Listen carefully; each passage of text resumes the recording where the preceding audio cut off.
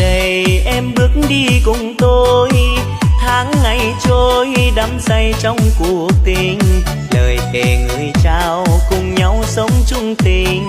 Trăng sáng những đêm về ta hẹn thề nơi đây, rồi người bỏ đi vui sống nơi thành đô, trốn thành đô sống xa hoa từng ngày.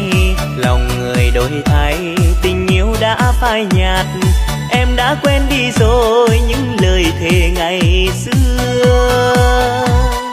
Người đã đi rồi sao chẳng một lời, để tôi ngày đêm vẫn còn hoài mong người ơi. Và cơn mưa chiều nay khiến lòng đớn đau nhiều hơn, nước mắt rơi rơi hoài cho lòng buồn tả tơi.